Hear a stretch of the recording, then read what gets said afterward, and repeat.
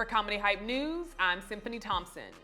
Well, it looks like the Colorado Buffaloes had a lot to celebrate over after their last-minute season opening win over Texas Christian University.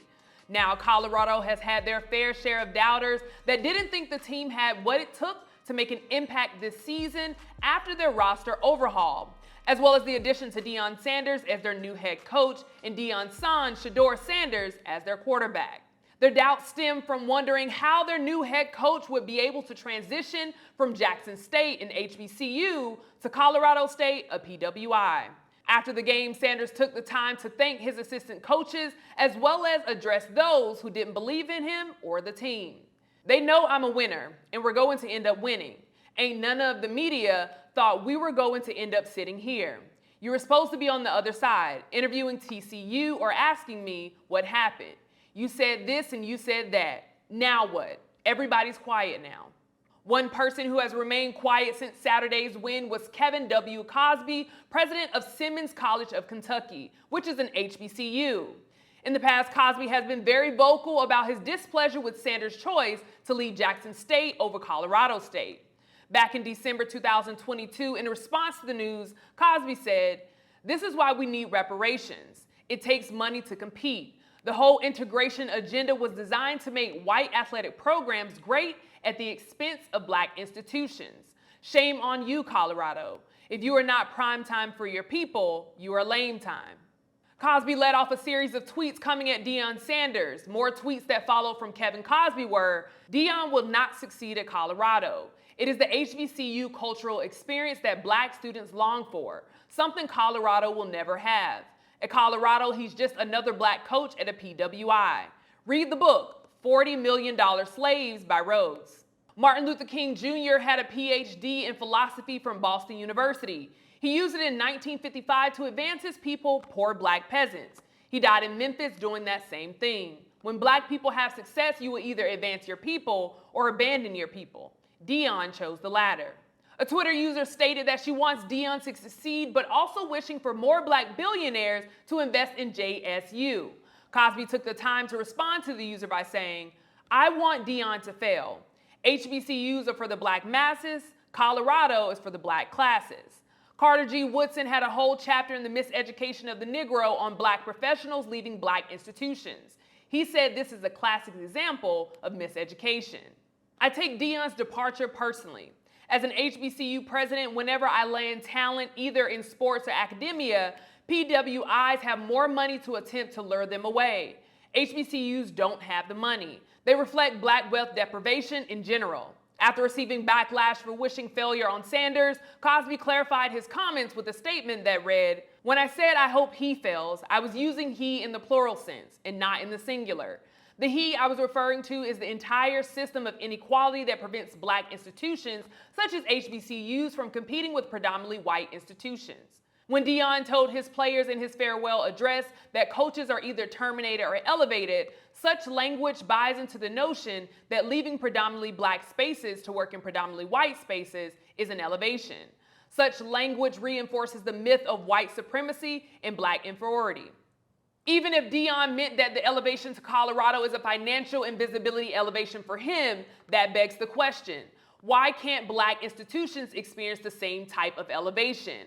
The answer lies in the resource and wealth disparity that exists between the black and white communities. Deion's subliminal message at his quiet critics seemed to be directed at Cosby. It's definitely interesting that after having so much to say about Deion back in December, Cosby has not mentioned Sanders in his win since. Now, Cosby wasn't the only media figure that was displeased with Deion's actions over the last several months. During Saturday's post-game press conference, Sanders would ask ESPN reporter Ed Werder, "Do you believe now?" According to Essentially Sports, this was in reference to an article Werder had written, where he called Sanders nothing but a celebrity coach. At the press conference after Colorado's win, Sanders would ask again, "What's up, boss? You believe now? Of all the hold on. Oh, no. Do you believe in that?" Who said I didn't believe before? No. I read through that bull junk you wrote down. I read through that. I sifted through all What did that. I write? No, come on. Can I ask my question? Do you believe? In what? You don't believe. I do believe. You just answered it. You don't believe. Next question. After the exchange, Werder would take to Twitter and congratulated Sanders on his win. Saturday was surely among the greatest in the life of Deion Sanders, both as a coach and father. Congratulations. It was mesmerizing to watch.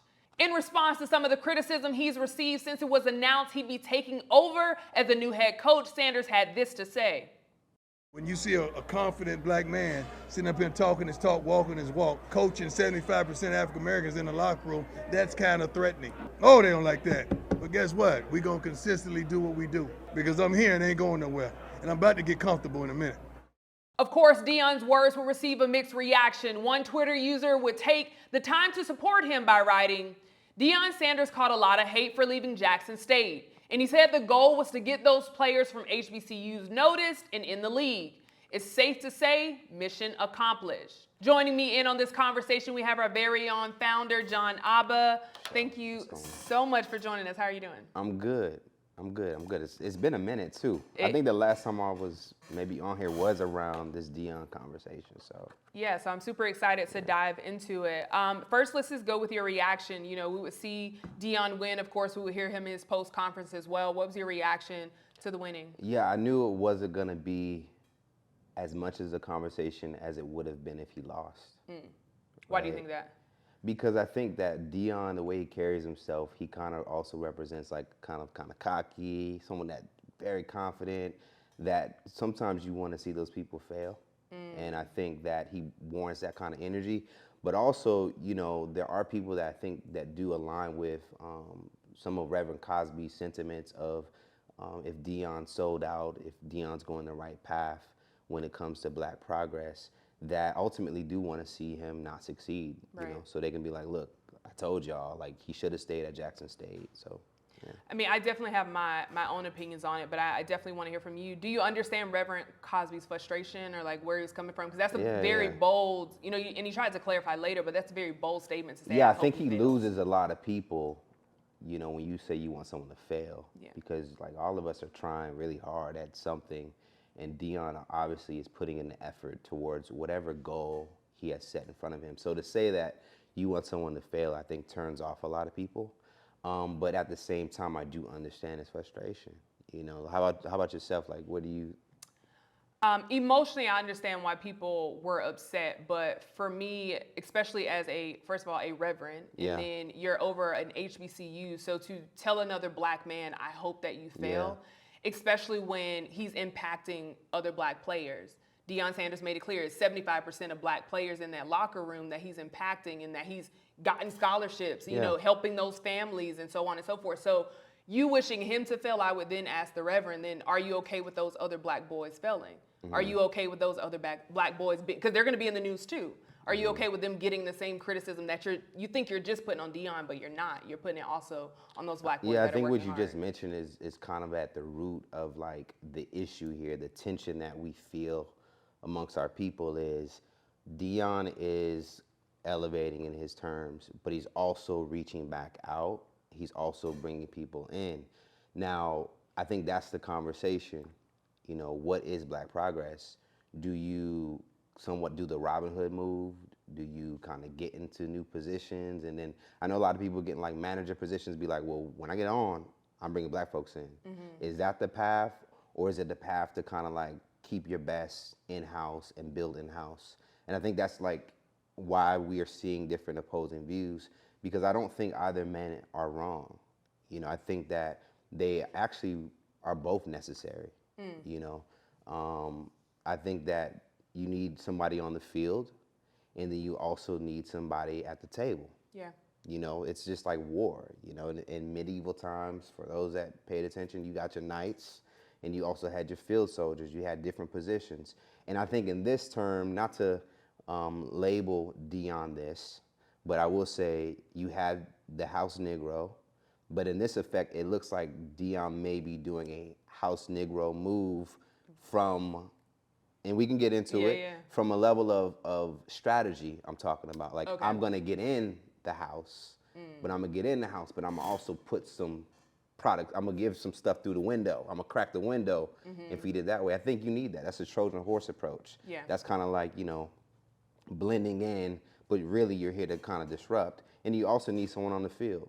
You know, so I take it that we need both. So not to call Deion a house Negro, but I'm just Please saying clear from it a up. level of like strategy, you know, like you sometimes have to do that. That's Yeah. why some of us code switch. You know, I want to blend in with y'all, but I'm not really with y'all. And hopefully that's what he's doing.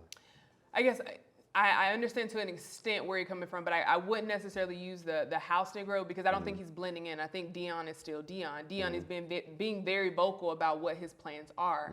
He was very vocal about, hey, I'm going, you know, there's a locker room full of 75% black men. And anytime we're talking about sports, especially football, those players are going to be majority black. No matter what space you're in, whether you're at Colorado or Jackson State, it doesn't matter. Most of those are going to be black black athletes. So for me, I don't think he's blending in. I think he's very outspoken about what his plan is. But I do agree that and the analogy I like to use is like, as a black community, we're one body. But the arms are going to operate different than the legs are. So I can understand, okay, hey, Reverend, this is your mission. You're the arm and Deion is the legs. Y'all are going to operate differently. But I don't think you have to criticize the arms because it's still necessary to move us forward. In conclusion with my house Negro and field Negro, the real fear is if the two came together. That's master's worst fear, Exactly. right? Yep. So that's why I was saying both are necessary. I You agree. need someone in the house, and you need someone on the field. Yeah. To kind of cover all the positions. And that's just the irony of this. It's like you see two black men who are both needed on opposite at each ends. other. And maybe not even, you know, Deion doesn't seem to be going at him. It's Cosby kind of more so taking the shots. But I think there's frustration there because, you know, the path of blackness is not easy. Correct. You know? And so as a black owner, you know, in our space, my path of like seeing what black progress is about how much money I can put in black pockets. That's like my goal, right? And so the other reality is like you want to scale, you want to succeed as a black business, and sometimes that can kind of get a little, you know, of a balancing act. And let me ask you this: like, we're a black business. How would you feel, you know, if like the people behind the cameras were like white people or non-black people? How would that impact you as a black talent? And I mean, I've been in those spaces where the cameraman is white, right? Yeah. But I think for us, what I appreciate about is when we're telling the stories. Now, if we onboarded white people to tell our stories, we would probably have a meeting. I would pull you to the side like, hey, you know, we're having people that don't look like us tell our story. What's the difference in what we see, you know, going on in the outside world? Now, if we hire like a white cameraman, obviously not to replace our current cameraman, but I wouldn't say that would necessarily bother me, or like I would look at you like, oh, you're no longer for our people, or I hope you fail because you hired a white male. That's the reality of it though. You know, it's like I want to see how many black people we can put on directly. Now, Absolutely. what that also engages with is that am I making missteps by overlooking non-black talent that can probably maybe get us there in different positions? Am I, you know, that's the risk that I'm running. That's why I say the path of blackness is not easy.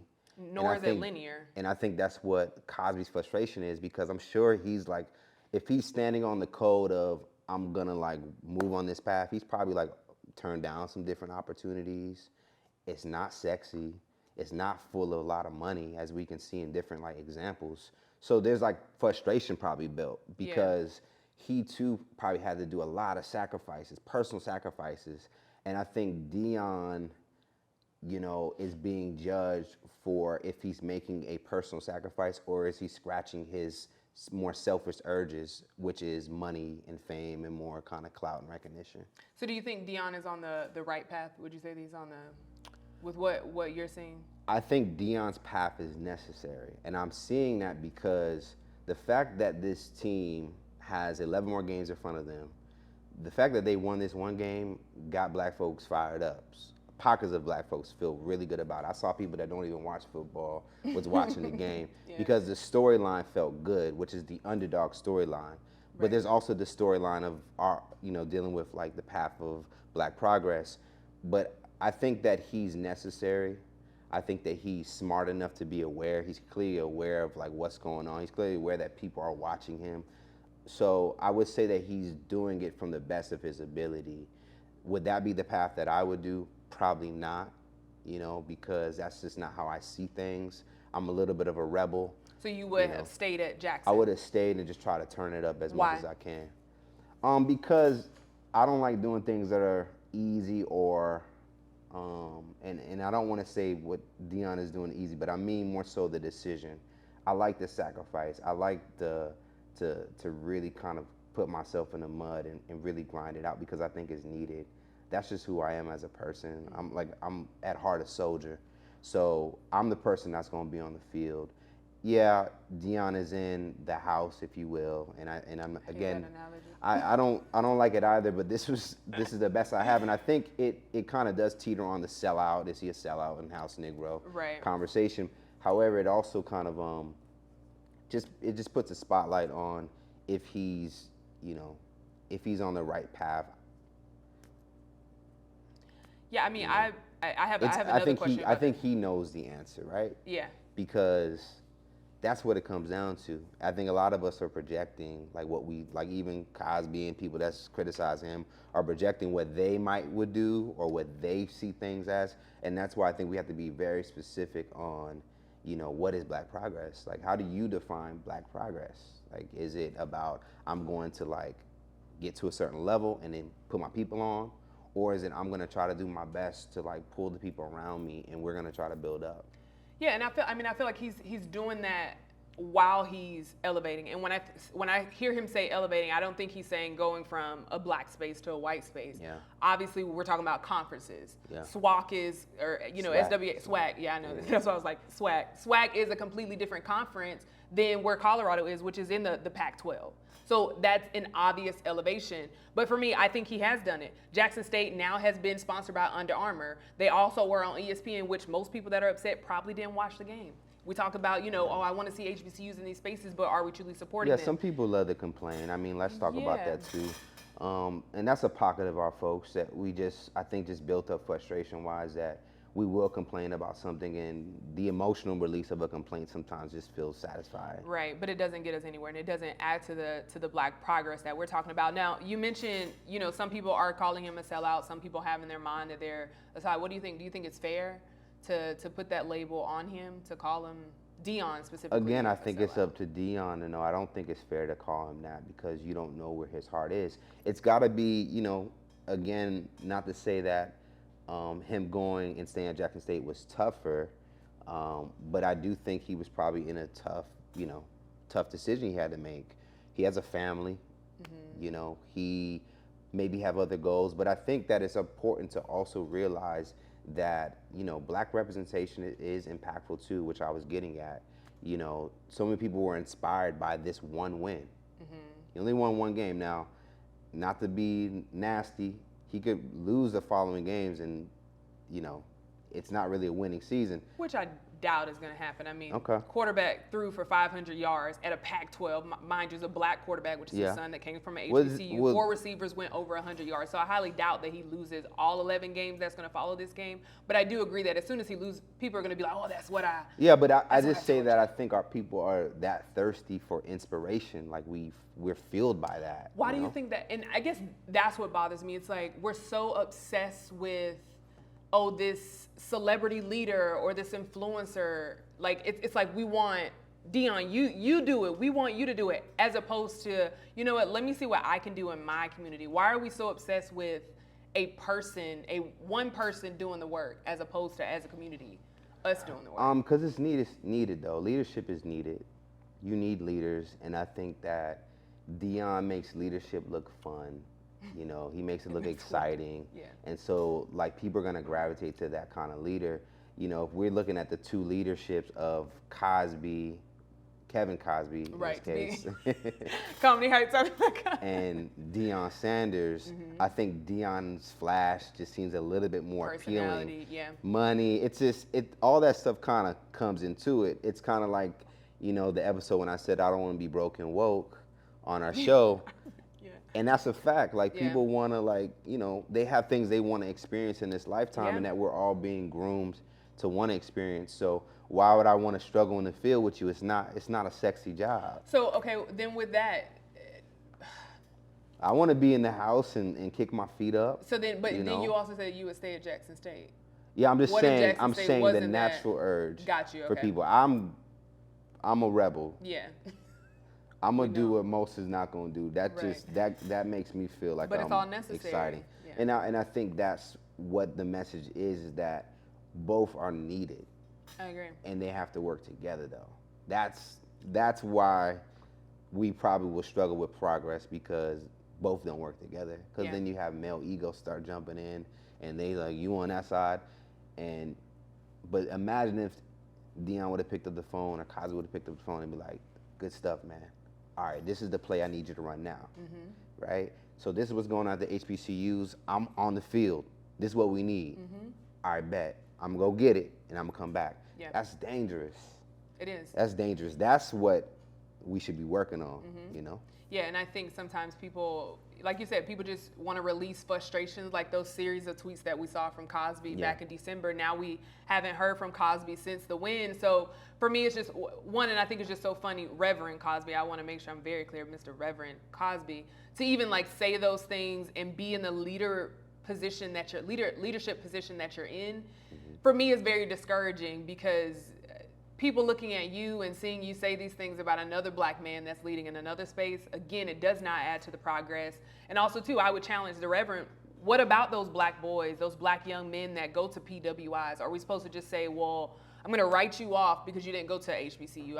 I don't care what space or who's inspiring you in those spaces. I'm just going to leave you to be in those PWI spaces because you didn't go to HBCU.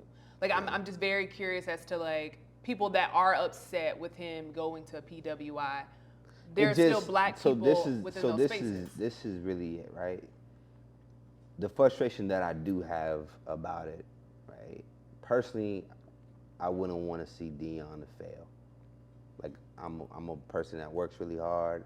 I got goals. I'm always trying to inspire people. I'm not here to try to be like, man, I hope you don't make it, personally, on that level. The problem that I have is the message that it sometimes reads and kind of recycles, that the white man's ice is colder, just the image of it. I think Deion is doing a job to kind of like keep being, present about the conversation of, did he sell out? I'm just very protective of that when it comes to black self-esteem. That's my thing of like, I don't want us to feel, and I think that was the fear for a lot of people, is that if Deion wins and succeeds, what message does he send to the other black people? Do we need to stay on the field, or do we need to get in the house? And in the reality, at the end of the day, and I'll close out because you got a comment. I know, my neck At the is reality, at the itching. end of the day, we don't control the house unless there's a strategy of all us get into the house and then take over it. Again, I'm not a fan of the analogy. I don't think it quite fits here, but I would then, and I think I've said it on the episode before, we pay attention to the headline without reading what the details are. He's been very clear on his message of what he wants to do. So people that say like, oh, I don't want it to send the wrong message, or I don't want it to say, or I don't want the message to be that, oh, white is better. He's not saying that. So is it a case that people are seeing what they want to see? I do believe that. I think people run with, oh, that, he leaves this to this, and they just leave it there.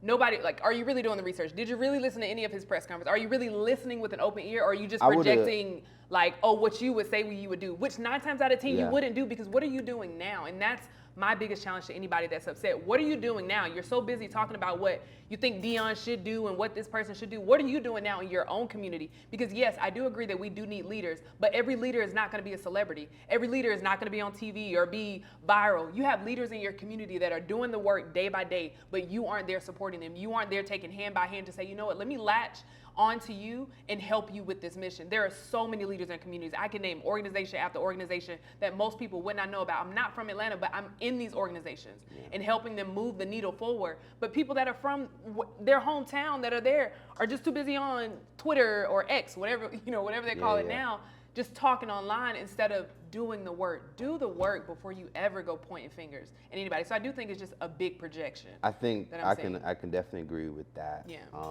Projection is a disease, right? Ooh, I like that. Yeah. You kind of create your own narrative in your head, and not necessarily having the facts. But I think also it's probably fueled by paranoia, by things that you've kind of been in places that you don't trust. Yeah, our relationship with America as black folks, who can we really trust? The best route is I can try to trust my sister. I can try to trust my brother.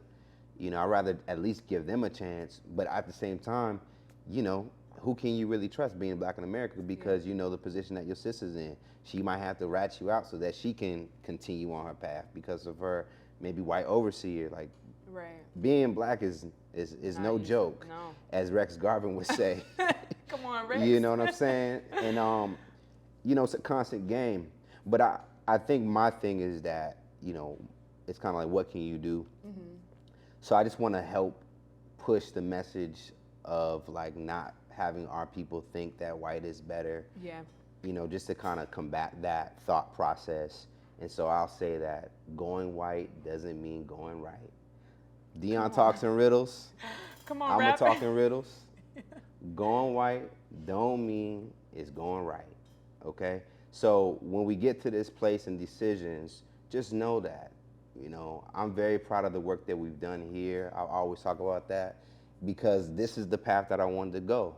You know, I want to be able to keep it black, keep black folks around, keep building what I own, and showing y'all at the same time through representation that we can be fly, that we can wear jewelry, that we can also be intellectual people. And that's something that's important to me. The self-esteem of our people is everything. Yeah. You know, so I think Deion is making some black folks feel good, but there's others, due to maybe their projections, are reading it the wrong way. Yeah.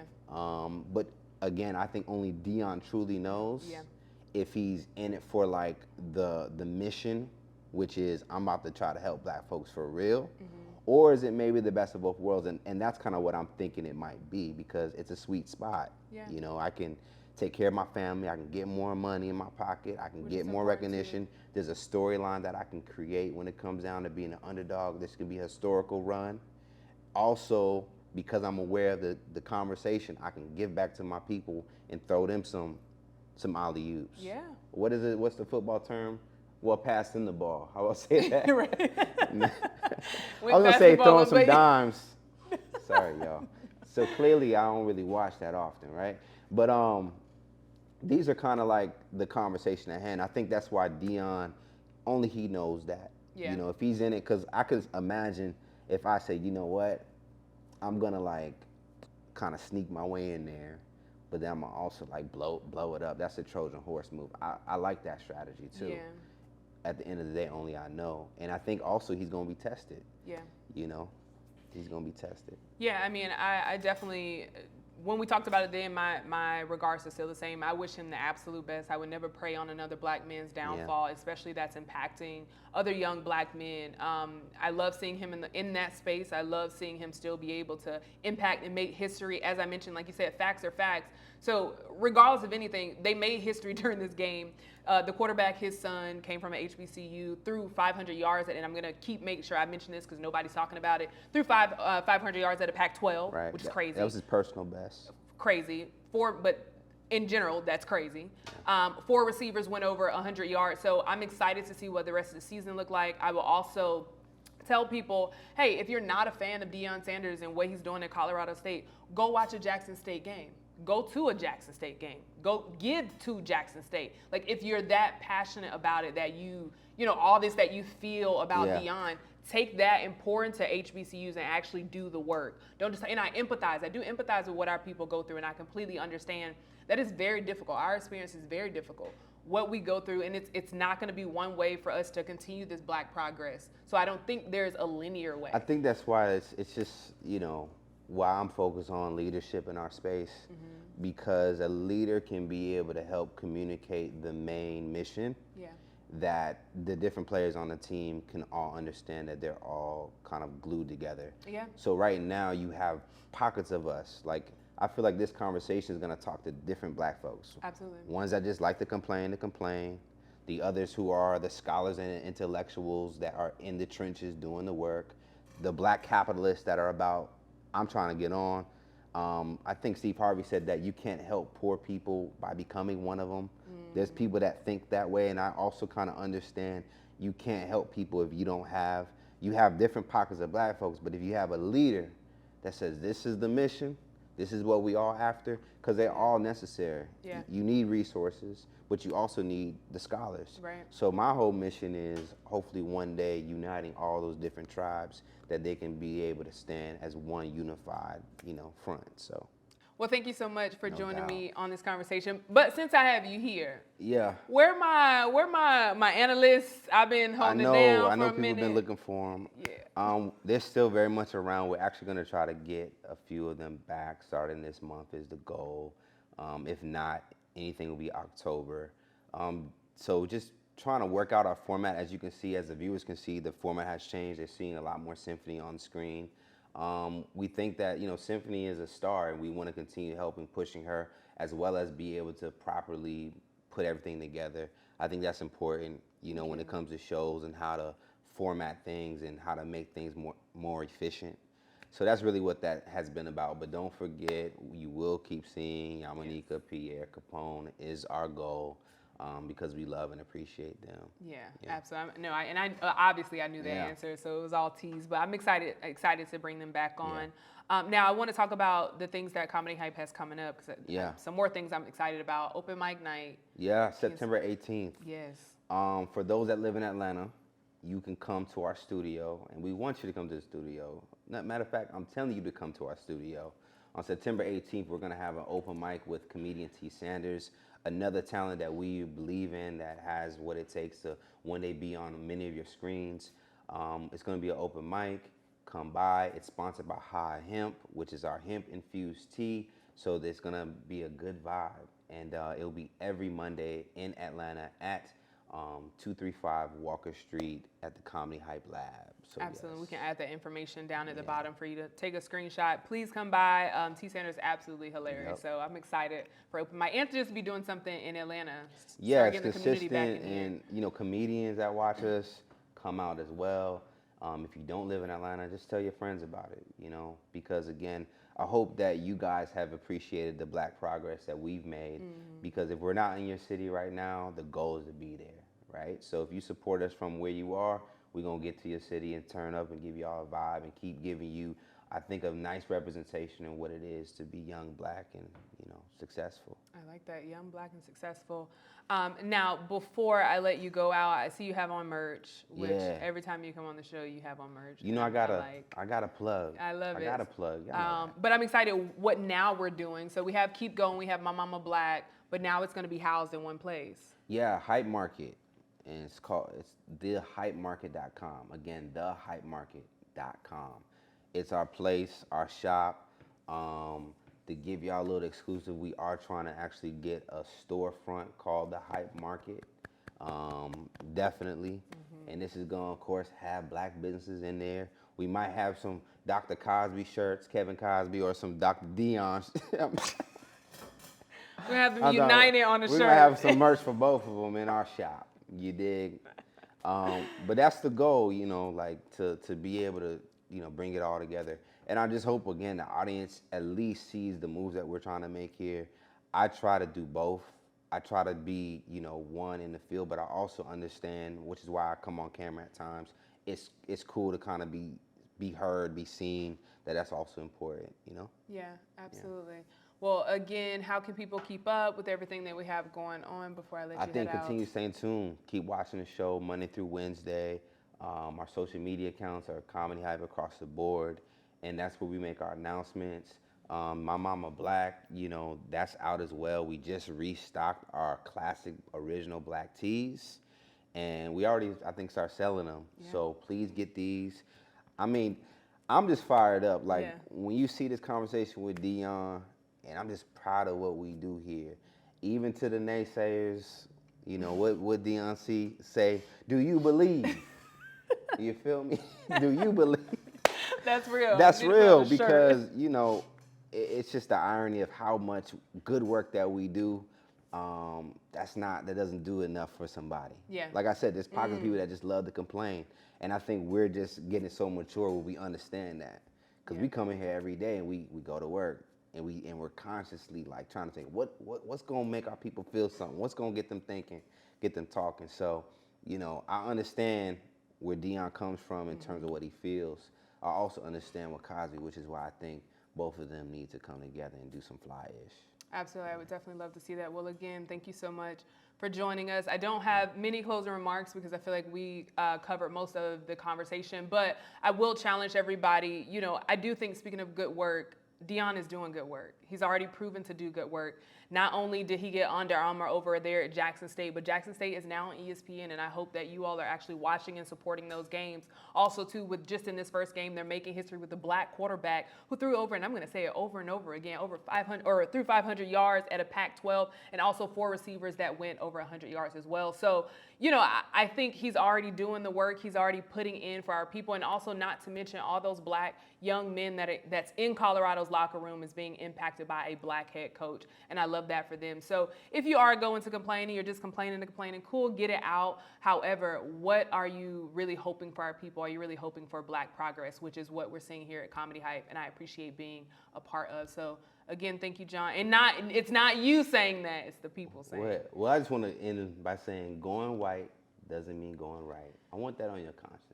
And you can impact black people in different spaces. So it's all Yours needed. don't rhyme though. It might not, Going it ain't white gotta rhyme. don't mean it's going right. All goodness ain't got, it doesn't have to rhyme. As long as you're impacting black people and black lives, that's what's important. So no matter what space is in, if there are some black people in there and you can impact them, then I hope that you do so, especially our youth, because it is needed. We need leaders, and not just celebrity leaders, but leaders in our local community. So I hope that you go and get involved with your local community. But hey, those are just my thoughts. What do you guys think about Deion Sanders after his win at Colorado State? For Comedy Hype News, I'm Symphony Thompson.